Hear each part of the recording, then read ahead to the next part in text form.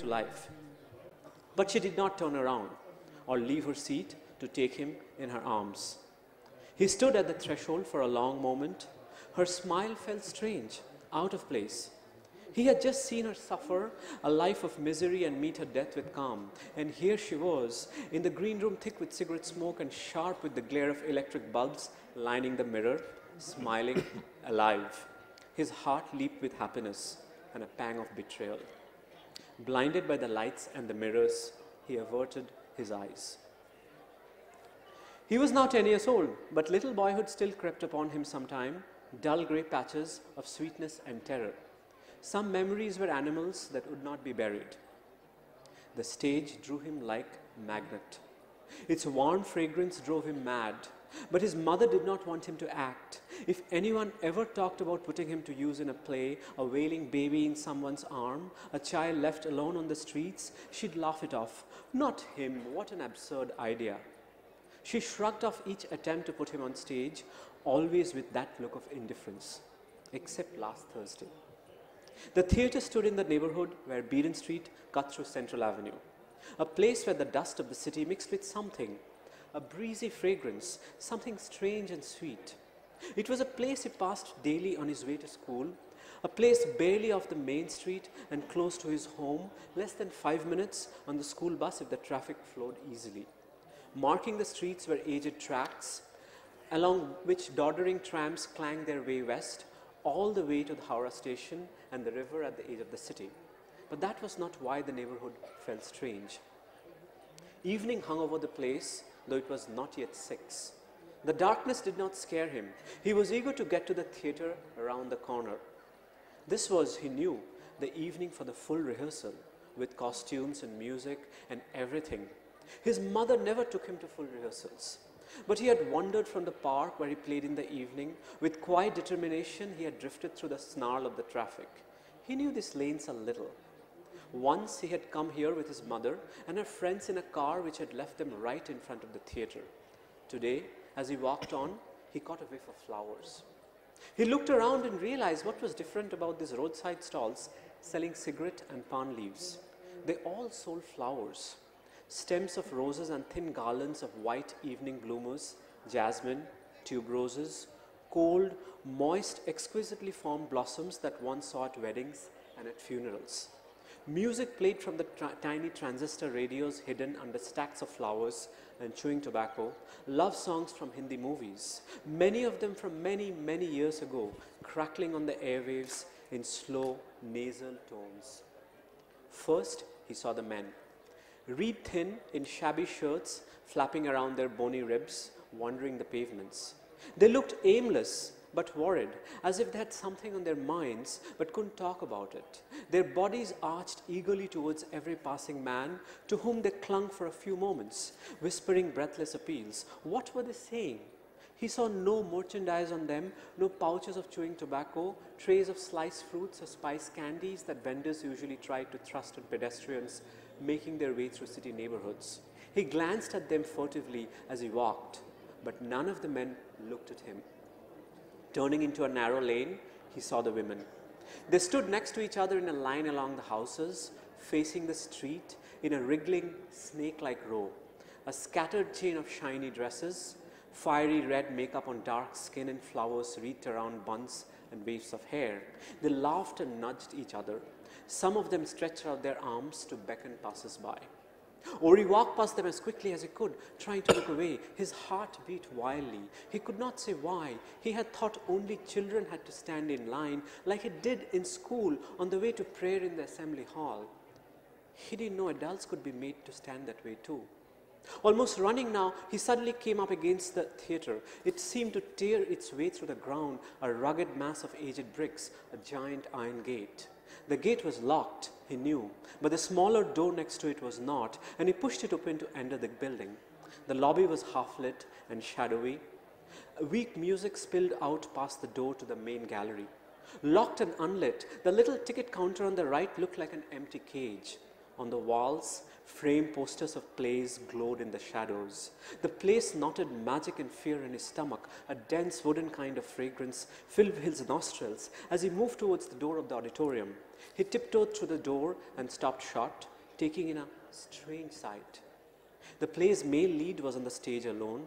He was lightly moving his body to a song playing backstage, Sun Sabasun, the song to which everybody was dancing that year.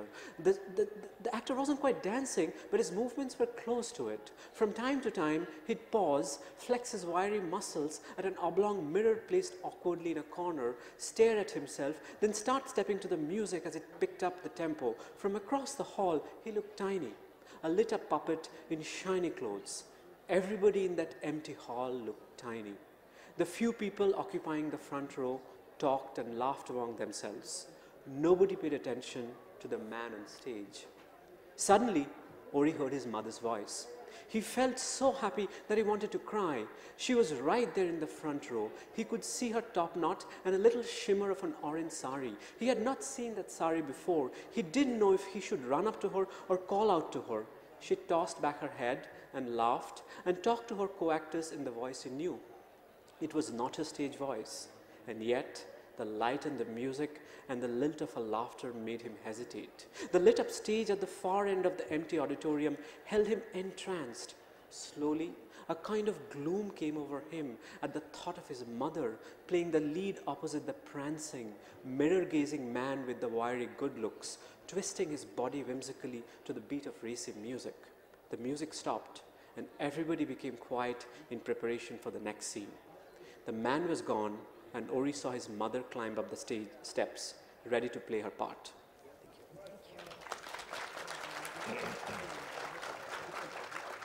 Thank you so much for that. I'm going to start with questions about place, because that's so important to both of your books.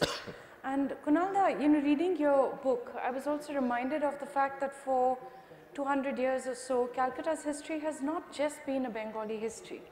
There were the Armenians, the Jews, the British in a previous era. And then after that, we've had migrants from all parts of the country, including Bihar, including Bangladesh.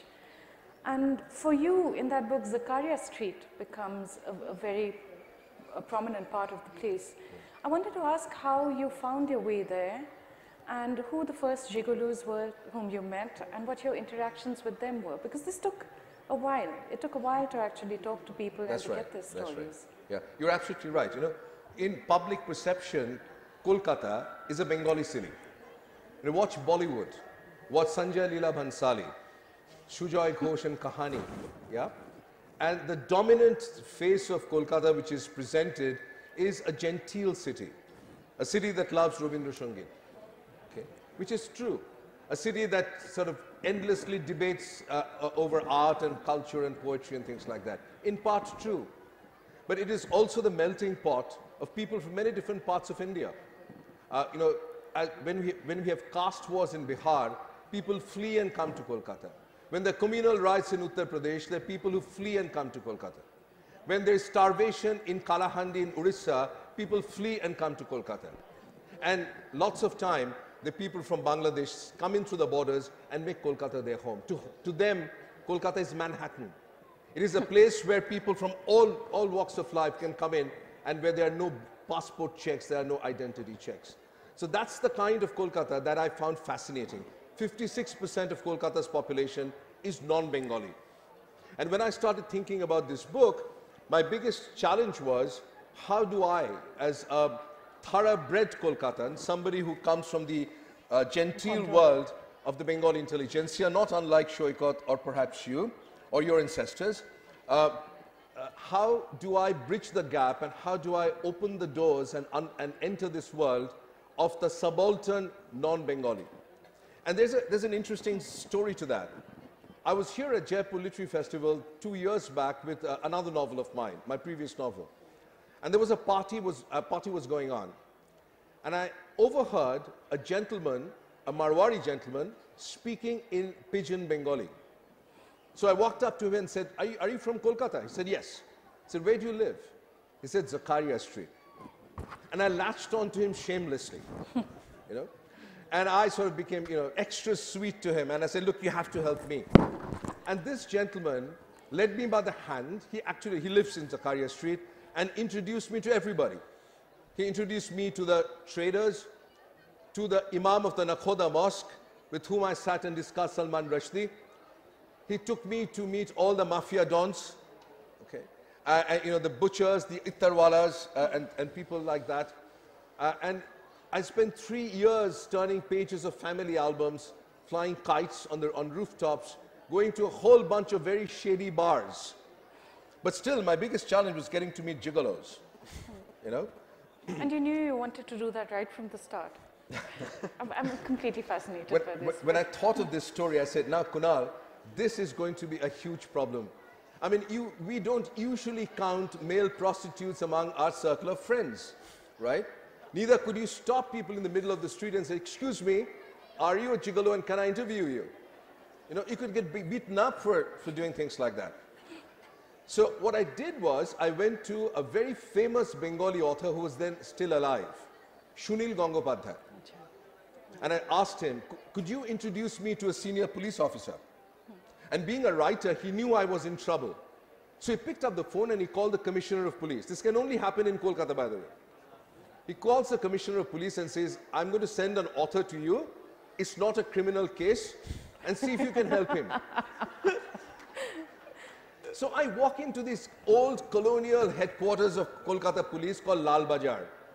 A huge, humongous building. And I walk in, there are no body checks. Nobody asked me a question.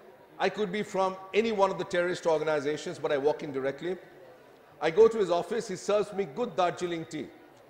And he says, how can I help you, Mr. Basu? And my first set of words, and I, honest to God, I said, I'm looking for a few gigolos. And to his credit, he didn't bat an eyelid. He must have heard stranger requests in the past. And he said, look, this is very difficult because male prostitution is not brothel based. It's usually through social networking. It's SMS, emails and things like that, word of mouth. But I think I can help you. And so he put me on to a whole variety of police officers, and they in turn introduced me, gave me phone numbers of boys who are in the sex trade. But the biggest challenge was, I could speak to them over the phone, and they had no difficulty talking to me over the phone, but they did not want to meet with me person to person. Because if I were a journalist, their fear was I was a journalist. If I take a photograph on a cell phone and publish it in a newspaper, then their lives are busted totally. Because many of them are married. They live in families, and the families don't know what they do for a living. They live in communities. And so the greatest fear was that, who is this guy? Why should I meet him?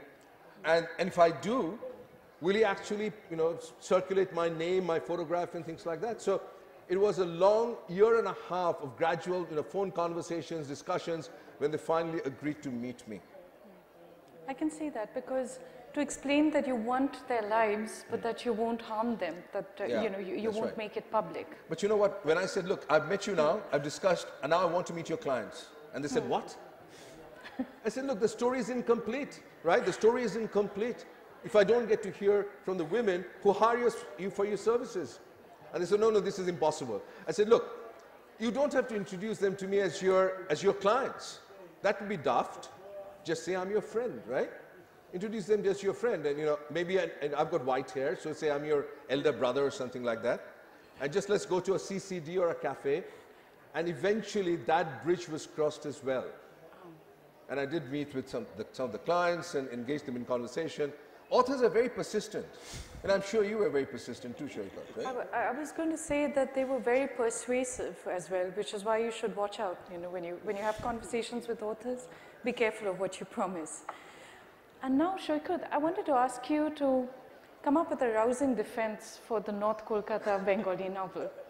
Kunal's done a very good job of explaining why actually the Calcutta novel should go further out, away even from Kolkata into Calcutta and beyond perhaps. And you're a North Calcutta boy. You grew up in a world that certainly, I think, didn't include trips to the Pantheon Theatre or the Gaiety Theatre. But then you were also, the Gaiety was definitely gone by that time. but then you became a theatre critic for a while. And two questions then. Why do you think there's still room for the Bengali novel in English about Bengalis? And just theatre, how did that fascination, that stream of fascination start to open up for you? Yeah, absolutely. I was very interested when Kunal used the word genteel to describe Bengali culture, and I think you're absolutely right, and yet there's a great deal of violence behind this gentility. And one thing that intrigued me is the attitude, the moral attitude about women in performance. And now what I realized was when we talk of Bengal and theatre are almost in a way synonymous, and yet it surprised me that there was not a novel written about theatre, not only Bengal but outside. There are a lot of novels about films. And what I found out was, and when I was, there's the two traditions of Bengali theatre. The one tradition is what you encounter when you sort of try to read theatre history or talk to people. That is the Marxist left-leaning group theatre tradition, which is supposed to be experimental and high culture. And the other tradition, everybody's a little embarrassed about. Nobody wants to talk about it or admit it. It's now completely gone. But I saw when, in the late 80s, early 90s, sort of the end of it, this is what was called the commercial theatre tradition. And this really goes back to the 19th century when the actresses were picked up from the red light area of Shonagachi because no respectable woman would actually appear in theatre. And the interesting thing is this was not called commercial theatre because only in 1942 when IPTA started its group theatre movement that this became commercial theatre as opposed to group theatre, which was amateur. And my novel is set in a period when commercial theatre is dying out, partly because of television, because people have found more entertainment. I mean, what you have in television today is very similar to what I guess commercial theatre was in the 50s, 60s, highly melodramatic, kind of gaudy, naturalistic scenes, as opposed to the more spare and intellectual group theatre. And this was dying out, and group theatre was flourishing, because obviously the left-run government was sympathetic to group theatre because that was left theatre, that was Marxist theatre. And what is really interesting is how people felt, what kind of morality. I mean, in a way, the novel's sort of point of departure is the relationship between art and childhood. That I think, in some ways, art is very powerful to children because they don't think of it as false. They think of it as literally true. Yes. When you tell them stories, they believe it. Even when your child paints a picture, it's very often mimetic. They will paint kind of, and this will be like police crime dramas will have children paint kind of pictures. And what I'm interested in this novel is how, when does a child come to a point when they realize that art is literally speaking false. It is not true, and yet it's somehow beyond the binary of this true and false. It's not morally wrong. But what was interesting is the question of violence is that the protagonist sort of notices there's a kind of infantile attitude within society when it comes to women in performance, that there's a kind of literal belief that what does it mean to see a loved one play a romantic role with somebody who's not your partner on stage? What does it mean to see a loved one die on stage? What impact does it leave on you? That's the scene with which the novel opens. What does it mean to see a loved one even cry? What are the emotional impacts? And obviously, the opening scene is from when he's 5, but it sort of grows older when he's 10, but there's a kind of willing sort of withholding of this confusion between art and life. And I think what he sees in the neighborhoods around is a kind of willful confusion between art and life when it comes to women. I mean, it's one thing to see a parent in a kind of public role as a doctor or an engineer, but to see a parent play a performative role, that is in a way play a lie every evening, whether to rehearse or to act, and not just the actual acting, the whole idea of a woman dressing up, putting on makeup and sort of leaving perfumed and fragrant in the evening, and the kind of echoes it evokes to a kind of unspeakable professions that she's going out. And that's kind of, and I think that middle class conflation between the actress and the prostitute never really vanished, never really went away. And it's kind of ironical that even while I was researching for this novel, I went to this sort of ramshackle theatre halls, and they were all very close to, in the area of North Calcutta, Hathibagan, they were pretty close to the red light district. And of course, they were losing their audience, and they were trying to lure audience by this kind of titillating dances. And many of these dancers were actually, you know, from the red light districts, and it's kind of where I think our worlds come together. And it's kind of ironically, this theatre died where it began, that is in Sonagachi. And this is the violence under the genteel Bengali. This genteel Bengali culture is sort of underwritten by this webs of violence. And in my case, this kind of society's willful confusion between art and life when it comes to women in performance, and how that defines the ethos of certain neighborhoods. In fact, the word neighborhood felt inadequate to me, so actually I've used the Bengali word para in my novel. So that really makes up the sense of place. But yet interestingly, Saikat, the theatre that you call Marxist and the left theatre, of which I was a part, yeah, there was no such willful confusion. There were great women actors, exactly, who acted in great roles, who had wonderful stage careers subsequently, and that confusion that these are, you know, women who've come, you know, on a higher to acting roles never existed. Yeah, the standards were different. That came in a little later, I think, in the history of the city. But one of the points that both of you actually touch on, the Bengali word for being genteel is bhadralok, and it has a little edge to it. It's not necessarily used in the pleasantest way. And I was thinking that between Neil Mukherjee, you and both of you, all three of you have written novels about contemporary and historical Bengal that touches on this violence. In both of your novels also, there's an edge to it that's extremely political, you know, extremely political. In your case, you're talking about the violence that accompanies not having a place, you know, knowing that you're permanently temporary. And in that sense, that's violence coming at you from the city itself. And what you're talking about is a kind of moral policing that takes place with the blessings of what you call the party. The party, yes. And would you want to talk a little bit about, I have a theory that when people are researching books that they really love, in some ways that research also changes them. Yeah, absolutely. Look, I was doing a book reading in Mumbai from Calcutta a few weeks back, and it seemed to me that some people in the audience were viewing this novel as about a place which is one of the larger Indian metropolises to the east of our country. 14 million people. That's the official statistics of Kolkata. And I felt, and I said so, that there's a Calcutta in every city. There's a Calcutta in Mumbai. There's a Calcutta in Delhi. And perhaps there's a Calcutta in Jaipur as well. I don't know Jaipur very well. And what this Calcutta is the world of the marginalized. You know, these are people who have missed out on the the natural avenues that are provided to middle-class Indians. So there's a section in this book when Jami or Jamshed, who ends up becoming a gigolo, didn't start out becoming a gigolo, has a job in a small travel agency. And what this travel agency does is that it generates passports. It helps people get passports, okay? Which is very problematic if you think about a large number of our population who don't have identity documents, birth certificates, address proofs, and things like that. Yes. And he meets a Bengali, a friend. And he meets a friend, and he tells his friend, he confides in him, saying, well, how do I become a Calcutta wala? This is what we want to be. We don't want to be in the margins of society anymore. His friend says, you want to be a Calcutta wala? Well, there are three ways of becoming respectable in this city, in any city as a matter of fact. And you've missed the boat on all three. Well, the first is that you are a brilliant student, that you become, you stand first in class right from kindergarten to university, and you win scholarships, and you go to prestigious universities, and there are many such stories one reads in newspapers, okay? Rags to riches through education. Now, you failed in school, you won't be able to go that route.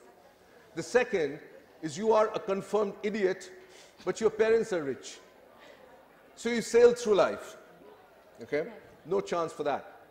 And the third is that you have the instinct of an entrepreneur, that you're able to smell dough in a pile of dung, and you're able to find that one idea, and you start small, maybe in a garage, and then you become the classic Steve Jobs story, okay? And in my case, my Jami doesn't really have an entrepreneur's instinct. So how do people like that make it in life. And that's not typically a Kolkata phenomenon. It's a phenomenon in each of the major cities that we have in this country, in other developing parts of the world. So these people are relegated to service sector jobs. Okay? You know, the person you see delivering a parcel to your door, this person you see repairing cars, the person you see, you know, frying hamburgers in the newly opened McDonald's and other such restaurants, the people you see working in shopping malls, they all come from that sludge that surrounds us, this respectable core in society. And obviously there's violence. There's violence certainly towards women, but also towards transgenders. So there's a character in this novel called Rani, who's a transgender, a hijra. And Rani manages the massage parlor where Jami goes to work as a masseur. And in many ways, the much maligned Rani becomes Jami's friend, philosopher, and guide, and guides him through the turbulent currents of life. Okay? So, yes, there is such violence, which is not simply the violence of context, as you put in, but also the violence of a morality which is out of place in a large metropolis that, you know, such as Kolkata and other places. It's the aukat mein raho violence, you know, it's the know your place and stick to it to some extent. Saikat? Yeah, definitely. I mean, I think, the violence is all over the place. I think what is my mic not? Yeah. Sorry, could we borrow the hand mic for a second? Thank you. Can you hear Saikat at the back? Can you, or it's kind of on and off? Is it okay? Can you hear me? Okay. Can you hear him? Can you hear me? Okay. Okay. Yeah. Okay. Perfect. Yeah.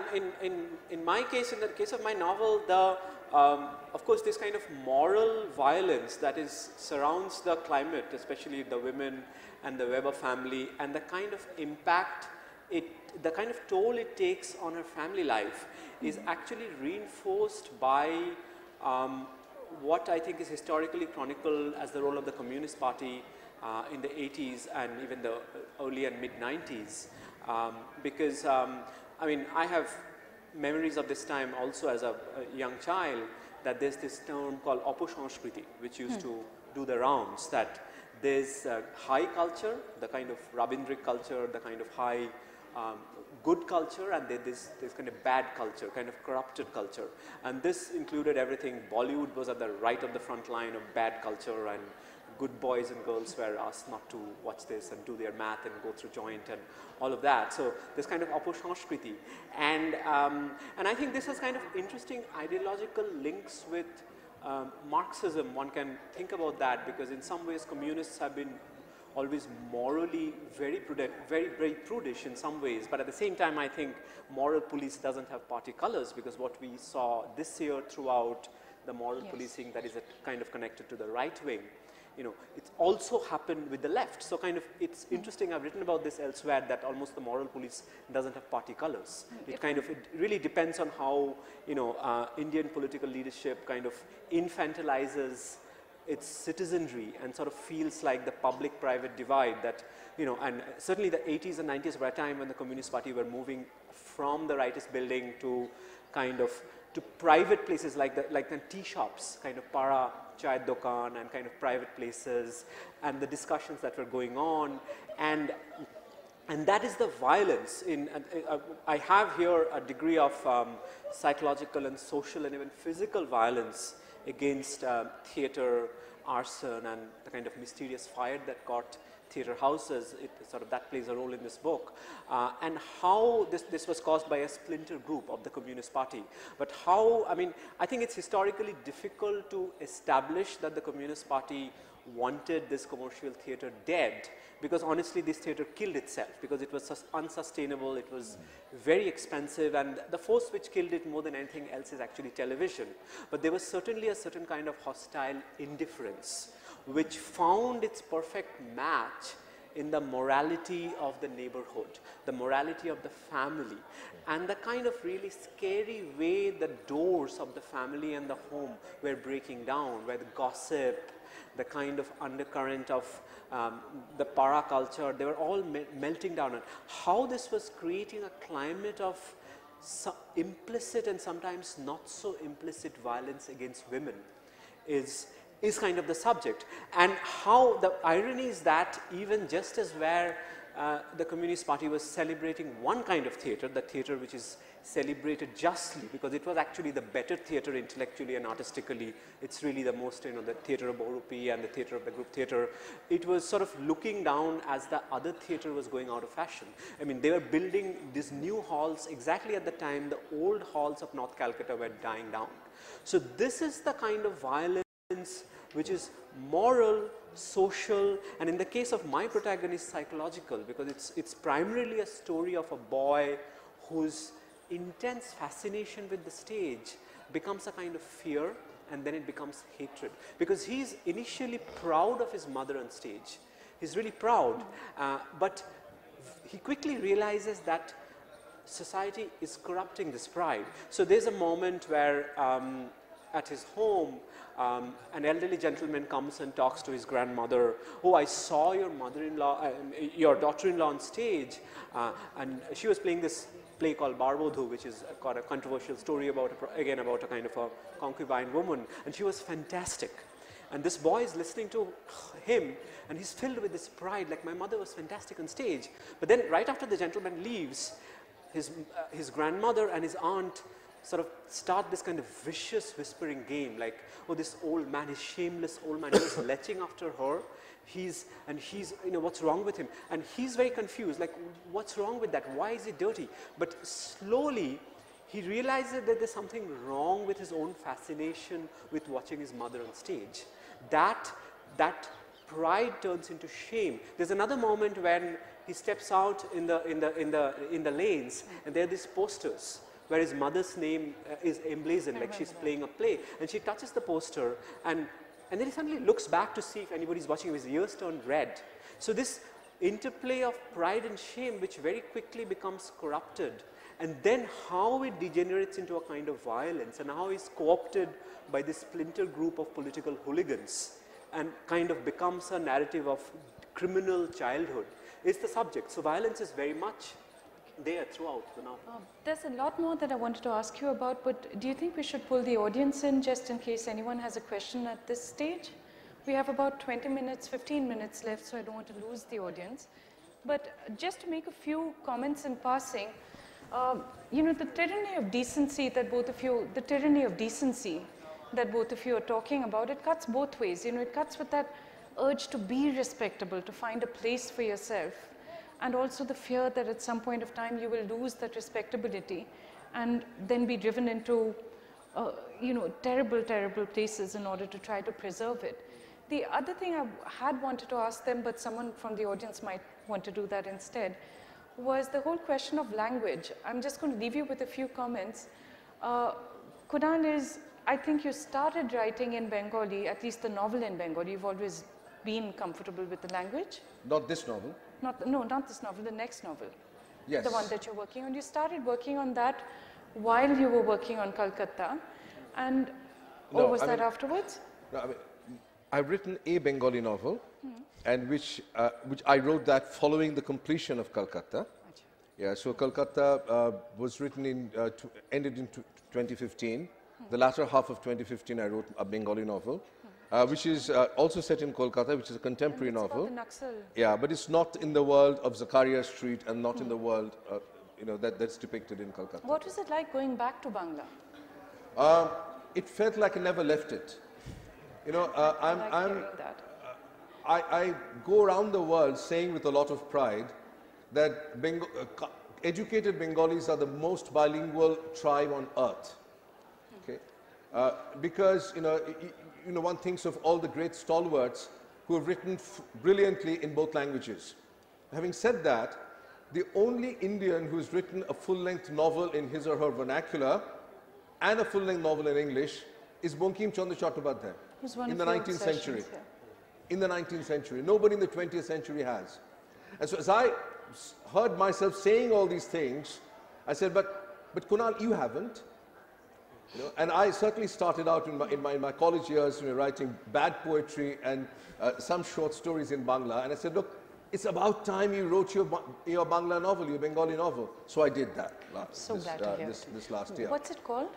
The name is not to be divulged at the moment. Okay. Yeah. So, fair It may enough. turn out to be a bad novel, but if it does get published, I will be the second after Bankim Chandra Chattopadhyay. which is nothing more than a statistical artifact. But it is a wonderful record to have. And Saikat, is there anyone in the audience who is very easily shocked? No, all right, all hands stay down. There's a point in your novel where the way that you translate some terms from Bengali and what you choose to keep, you translate a particular term as whoresons, for example, and at the same time you keep a term like harami. And I looked at that, and when we were reading the book first, a friend called me to tell me there's a wonderful book in Bengali translation, you know, which he meant as a compliment. He didn't realize that it had been written in English originally. He took it to himself as a Bengali book, because I think something of that sensibility came through. But did you ever feel that you were fighting against language? Was there anything at all that you felt you could not communicate in English or that you struggled with? Yeah, I mean, I think the challenge is always to write in English, you know, a life that is not lived in English. And I think this is a long debate between writers from colonial histories. Chinua Achebe famously talked about, we're going to write English which smells of palm oil and, you know, that kind of Igbo proverbs. And I have increasingly found that to be the reality of my writing, not just in dialogues, where of course you try to write sentences which work in English and yet have a kind of alien lilt in them, so that they, you know, so that you know that there's a shadow of a different language behind this. And I don't think I could actually, you know, write in Bangla, but I've done this in my first novel too. I have a whole section written by this young woman who is widowed in an aristocratic Bengali household. She's writing her memoir. In fact, she's writing as she's learning to be literate. She's sort of cultivating literacy as sort of she's sort of stealing bits of literacy. Her brother is learning and she's learning. So sort of the challenge to write in the voice of somebody who is becoming literate in the process of writing, and also writing. So I wrote in this kind of this lyrical Bengali language, and yet it has to function in English. So I found that doing this in this novel also in a different sense. I think in this novel the challenge was not just, there are a lot of scenes of theatre, of plays, I mean Bengali plays as well as Western plays, you know, like A Streetcar Named Desire, there's Shakespeare, and it was also about capturing the energy of theatre in the medium of prose, you know, because theatre is a kind of an ancient genre. It's really goes back to the ritualistic, the religious, long before, you know, Enlightenment and modernity created prose, and which was a much more kind of sit down and engage in a kind of one-to-one solipsistic. And I found it peculiarly challenging to kind of capture the energy of this live performance in what is essentially a kind of prosaic, you know, more banal, and what I would call prose is a fully artificial literary form, because it's the one form which is kind of conveyed purely through language. Poetry has a kind of oral element, you know, theatre is of course performed, and of course other art forms are more directly sensual, like there is music, there is, but in a way prose fiction is the one form which is fully artificial. I'm saying this in a neutral sense because it's conveyed, and this was a kind of a wonderful challenge which gave me a lot of difficulty, but I think in some ways this is the distance I've covered between my first and second novel, that it's a more physical, more bare, more raw, more visceral book. Yeah. And this has a lot to do with the fact that it has the energy of theatre in prose. I think that was really more the challenge. We have two questions right out here in front. Could I see your hands, please? The gentleman out there first, and then there was a lady in this row. Hello. Good evening, sirs, ma'am. Namaskar. This is Arnab Ghosh. So before this was going to start, this session, I was thinking about this. I was waiting for this the whole day, Kolkata, Calcutta and Kalkatta. And I was thinking, I'm a Bengali, I'm going to enjoy this. And these people over here, I mean, this is a Jaipur Literature Festival, right? And we have international guests over here. I was thinking, how are these people going to connect to this Bengali sentiment and culture that you're going to discuss? Then, you know, obviously you started reading, both of you. It was captivating, amazing. Thank you. Thank you. The So, I mean, I want to know, I mean, in your sense, where did you get the confidence and believe that, you know, these people are going to connect with what you have to say? Was it from the belief that our culture is like, it's the ethos, the classiness, or the, you know, aristocracy that it has? Where did that confidence come from? You know, authors don't have confidence, they only have hope. Yeah. You know, I don't write, I'm sure Saikat can speak for himself, but I don't write with any audience in mind. I write to please myself. If I can please myself, there's a chance in hell that somebody else reading my stuff can say, yeah, I like that too. So at its base, I need to please myself. I need to make sure that I can turn the pages of this book, that the characters captivate me. And you know, the considerations as to, is this a novel about Bengal? Will people outside of Bengal connect with it? Will, you know, how will it be received by foreigners or non-Bengalis, etc., are not considerations that ever entered into my head. Okay. It is primarily for me the novel, writing a novel is communicating with myself. Have I been able to tell a story to captivate myself? If I have, then perhaps others would enjoy it too. Yeah, I'm with Kunal on that too, that it's, I think this session has made it, I mean, the way it's titled and positioned, it makes it sound more culturally bracketed than either of our novels are. I mean, certainly I think of my novel primarily as a story of a boy growing up. It's a kind of, I think of it as a kind of anti-Bildungsroman. I mean, Bildungsroman is a novel of growing up, and not only growing up in years, but growing into a kind of a maturity, whereas this is kind of growing up into a certain destructive relationship with an art form. And I like to think this is a story that could happen anywhere, really. You know, this, certainly the prejudice against women in performance is certainly not unique to Bengal or Calcutta. Even in America, in California, in Hollywood, it's there. Of course, universal stories can only be felt locally. You know, every universe, you can't set a story in intergalactic space, even that would be local. So it has a local variation. So it, and as a writer, I'm very drawn to not only the local, but the provincial. I do think great art is actually provincial. It is rooted, it must smell of a place, it must feel of a place, it has that kind of, but at the same time, I think it emerges as most universal through its immersion into the local. It's strangely, it's a bit like how sort of the monotheistic God emerges through polytheism. It's like, and Tagore has written about it, that, you know, one gets the formless God through the immersion into form. So in a sense, I think you arrive at the universal by kind of immersive means in the local. And I certainly think of myself as a, you know. There's a difference between capturing the flavor of a city, which you both do brilliantly, but at the same time, your themes are universal. Anjum, last question of the session. Sorry. Can we just take two quickly? Yeah.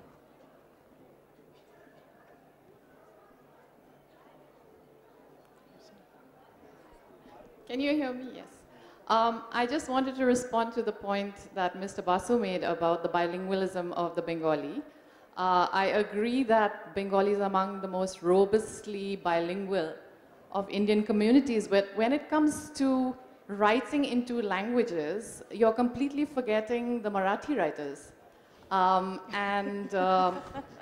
Bankim Chandra Chatterjee is not the only Indian writer who's written novels in 2 different languages. The best known contemporary Indian writer who's written full-fledged novels in 2 languages is, of course, Kiran Nagarkar, who wrote 6 Sevens of 43 in Marathi to critical acclaim, and then went on to have a full-fledged career as a novelist in English. If I may comment, I don't think he was trying to leave out Marathi, Gujarati, Tamil, Malayalam, and the rest of the Indian languages. He was just restricting this to Bengali. Yeah, I'm just responding to what he said about Bankim being the only Indian writer who's written...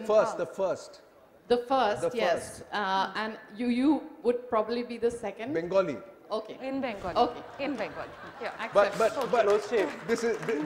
this is exactly why literary festivals are great. Yes. Because I think there are other questions here before we run out of time. I think we just have one question left. Yeah. I'm so sorry about all of you who have your hands up. What we're going to do is try and just take this outside to the book signing. Okay. Mine is a much more prosaic question. Mr. Basu, I'm just wondering, what is the socioeconomic background, the age range of the customers, the Jains, of the gigolos.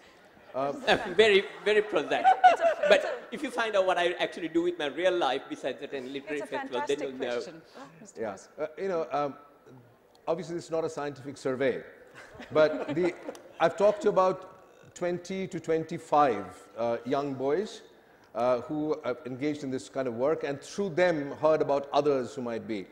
The youngest that I've interviewed was 17. And the oldest that I've interviewed is perhaps the most successful, is about 34, 35. The customers. Sorry. The customers. No, you mean I don't mean do you mean the clients or do you mean the gigolos? Clients. The clients. Oh, the clients are, in many different age categories, many different socioeconomic categories.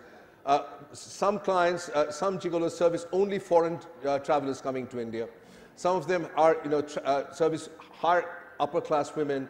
And obviously their prices are a lot more. Then there are people who service the middle class and also traveling executives, Indian traveling executives. Okay? So this actually, as you would imagine in any service industry, that there's a whole range of service recipients, many different socioeconomic classes, many different locations for service and stuff like that. I feel that during this research, there was enough material to write a non-fiction book also on male sex trade in India. Okay? Obviously, I'm not a non-fiction person. It would call for a more elaborate kind of research to do that. So I picked and selected bits and pieces to satisfy the requirements of my story. But I did meet a gentleman here, a British author, who I met yesterday at a party, and he said he's trying to write a book about male sex trade, not simply in India, but India, Thailand, and other places. Okay? So look out for that book. And on that rather wonderful note, we have to end it here. But these gentlemen will be signing books at the book signing tent. So the Firebird and Calcutta. And thank you so much for your questions. Thank you. Thank you, Kunal.